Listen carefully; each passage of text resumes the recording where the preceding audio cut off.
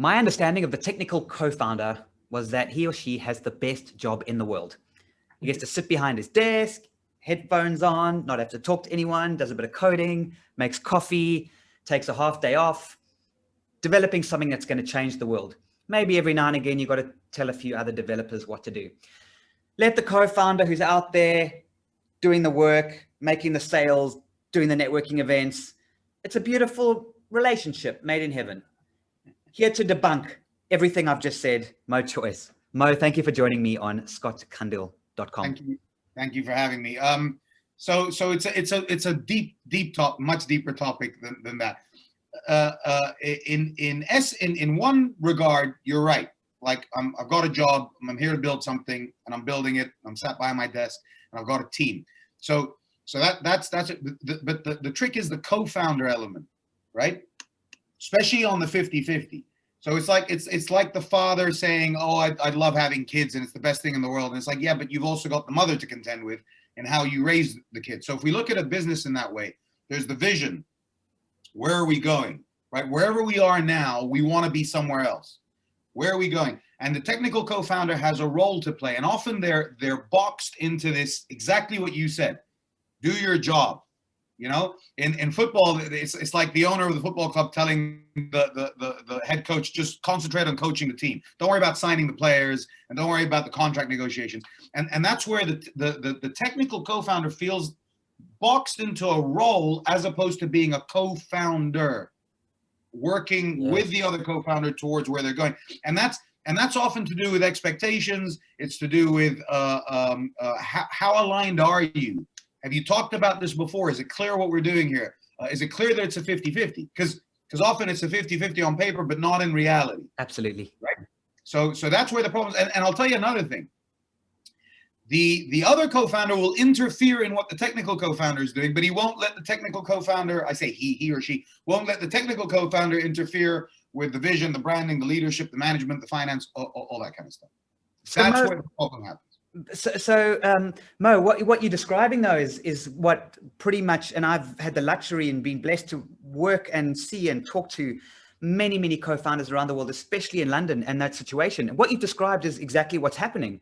Are you saying there is a systemic problem in the relationship between the technical co-founder and his or her partner, and that this is something that needs to be dealt with, or problems are going to arise? Yeah. So human beings cause the problems, right? Because anything that's non-human can be fixed, can be solved in whatever way. But it's the way we think about it, it's the way we interact. And the biggest problem, as I see it, is I call them the little dragons, right? Little problems that you don't deal with, but the dragons keep getting fed, right? So every time that co-founder dismisses my idea, or I don't feel heard or seen, I'm feeding the dragon. And when the dragon gets too big, it becomes a monster, and it's very, very difficult to deal with. You see it in parent relationships all the time, and husband-wife relationships, and they end up getting divorced. That's why the divorce rates are crazy, because the communication isn't there, the alignment isn't there, there's no clarity, the expectations haven't been managed, right? And that's why I say it's 50-50 on paper, but not in reality. So there's the silent hierarchy, right, with the dominant character, and then there's but that's your role. Isn't that your role? Isn't it clear that that's your role? And it's like, no, it wasn't clear, right? So the technical co-founders that I work with, their problem is, I'm not being heard. I'm not influencing the decisions. I keep getting told to do my job. Well, what happens then? Demotivated, right? They don't feel involved. They don't feel like it's their thing, right? It's like you've produced the kid, but you're not raising them. You're not, you've created the child, but you're not able to raise them in the way you want to raise them. It's a phenomenal analogy. Yeah, Mo, I hear you, and you're making some really good points. And what I love about it is that you've done this before several times. You've built businesses, You've sold several businesses. You get what's going on, yeah. So, but you speak and you listen to the quieter voice, which is that technical co-founder, whereas generally the attention is on the Steve Jobs kind of character, you know, the one who's out there and doing it. But you come from a different space. So just tell us about the process. What does a technical co-founder do? Just shut up and hope that in a few decades he or she's going to be a millionaire? Or do they speak up when it's difficult to speak up? Do they need to learn to speak up? What do they do?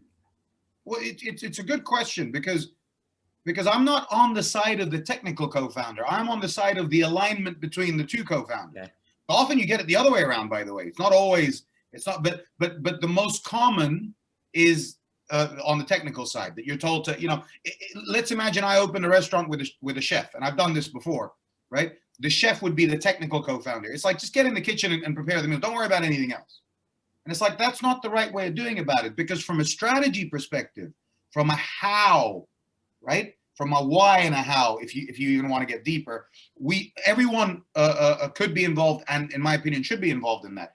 The what we do, that everyone has their role. So I count it as responsibility versus accountability. Misunderstood. People interchange them and they're not the same thing. Responsibility is your ability to respond literally to what's going on. It's how you create, it's leadership, it's going into the unknown. And you want to do that with as many eyes as possible, right? That's in terms of how you think about things. The what is the accountability. It's we know what to do, and someone's got to do it. Someone's got to take the trash out. Someone's got to file the finances, the management accounts. Someone's got to do the HR reviews. Someone's got to market on social media. That's accountable because we know what it is.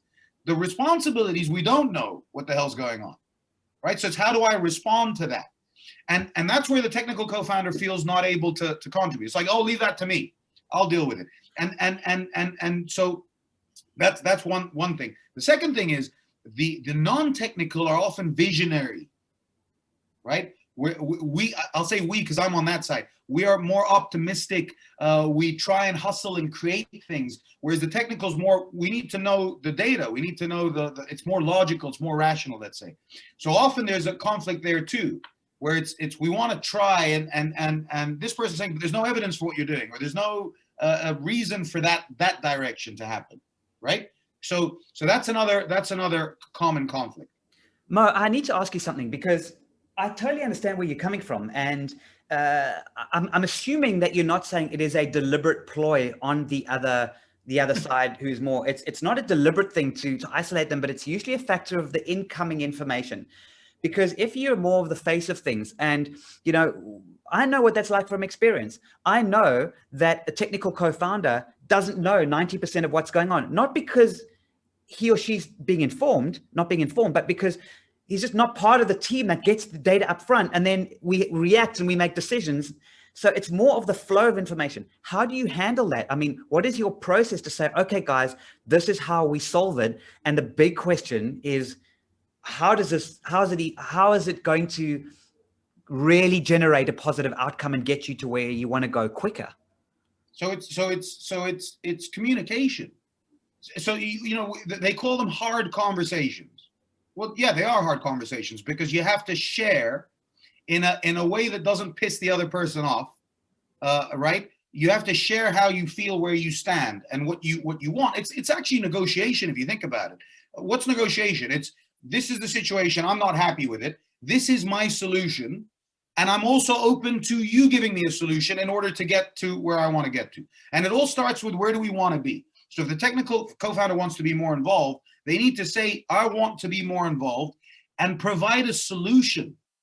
Because it's easy to just complain. Like my best friend's 6-year-old can complain all day. It's the easiest thing in the world to complain. I don't have this, I want this, I want that, I'm not happy.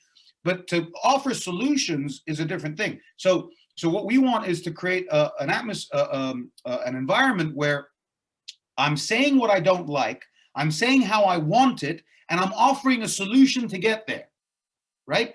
And I'm open to you giving me a counter solution. Because otherwise you're just talking about the problem, you're not talking about the solution. Yeah, okay. You're either moaning or solving. So yeah. So it's conversation, proper conversations leading to a solution, not just we're going to complain about something and then leave. Yeah. Okay. What is the next step? What is the solution? That's the thing. So how do you start the process then? So you're talking to a co-founder, you're talking to one of them together. How do you do? Do you take them through a workshop process? Do you get them in a room? What do you do? It's the one-page plan, I call it. This is how I start anything. So when I'm starting a business, I come up with a one-page plan. When I'm going on holiday, I come up with a one-page plan. It's the same process. Let's get everything on a page. Simple, right? Why are we talking about this? How are we going to go about solving it, right? And then what are the next steps? So why does it matter? You know, so from a technical co-founder, an example would be, it matters because I don't feel heard. That's what matters. I don't feel heard. I don't feel seen. I don't feel recognized, right? I don't feel in control. I don't feel like I'm part of this. I don't feel like I am a co-founder. So what matters is to feel a part of this. So that's what matters. Once we've identified, and that's the vulnerability, that's the emotion, that's when you turn into a kid again, and you feel that you want something that you've wanted since you were born, right? That's the psychology behind it. Clarify why. Then we talk about, okay, how are we going to explore this? Well, we're going to come up with some solutions, and we're going to try them. We're going to see what happens, and we're going to think about this way and this way. And that's the how bit, which is the most important thing, by the way, in business. So many people want to know what do we do next? What's the next step? But we don't think about how are we going to decide that. So we talk about how we're going to decide. And once we've clarified that, that's around, by the way, values, principles, guiding principles, processes, things like that. And then what does it look like? What roles are we going to play in this? And what are the next steps? Right? And when are we going to meet again? And when are we going to review? So you put that on a one pager. Now, the page isn't important. The page is the product, right? It's not important, but it's the process to get to that page that's important. Yeah. Same as goal setting, Scott, right? Everyone talks about goals. The goal isn't important. It's what do you have to do and who do you have to become to even attempt to get to the goal. Right? Absolutely. Yeah. So we always say, let's start with a one pager and then we can flesh it out as much as we need to after. But as long as the page is clear, why this is important, how we want to go about it, and what it looks like, the next steps, then we've started that conversation and we've put it on paper, because you must know, if you don't put it on paper, it becomes, you didn't say that and I didn't say this, and what do you mean, and when did that, right? So that's the process. No, that's good. I totally get where you're coming from, Mo. And you know, is that if co-founders who will be listening to this, first of all, I know Moe Choice. I think Uncle Mo is better because you've used the parents. So you know, they're having a conversation. Bring in Uncle Mo to sit and kind of mediate and put it together. And I'm sure mediate's the wrong word, but you get look at that one page. Yeah. I think mediation is a fair way. So I'm trained as a mediator. I'm trained as a coach. I've mentored people. I've run my own businesses. I've been a team leader. I put teams together. So I think it's a combination of all that stuff. It's knowledge and common sense. Because there's no point just having everyone has knowledge. There's access to knowledge everywhere on Google and books, but it's how do you now apply common sense to it and then use your experience. So the problem with Uncle is, which side of the family are you on? That's the problem. Well, that's a good point. So maybe Uncle Mo not the best. Or it's one of those uncles who's not directly connected to the family. But yeah, I hear you. So just to finish off, just to finish off, Mo, why technical co-founders? Because you can work with anyone. And I know you, and you want to work with an area you're passionate about and that excites you. But what excites you about technical co-founders and working with co-founders who are in that technical space?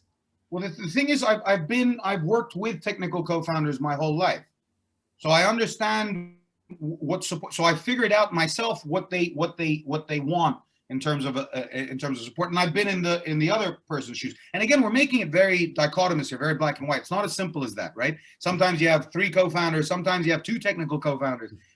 So it's not as black and white as that. But the reason I'm talking to the technical is from the people I've spoken to and the experience I've had.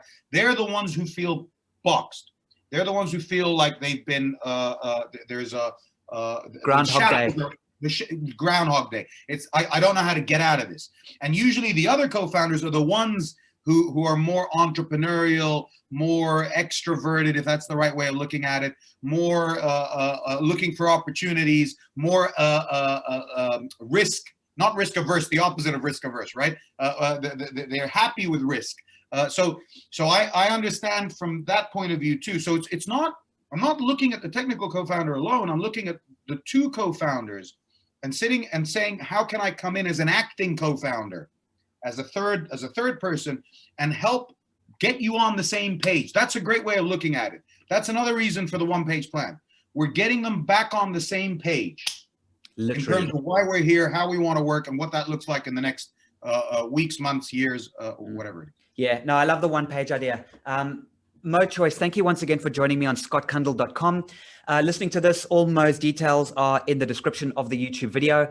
Moe, very, very engaging. Thank you so much. As a technical co-founder or a co-founder, yeah, very interesting indeed. Thank you so much for shedding light on the subject, because a lot of these guys and girls are feeling a little bit under the weather. So thank you for that energy, enthusiasm, and insight. Thank you for having me again, Scott, and thanks. It's great to chat to you always.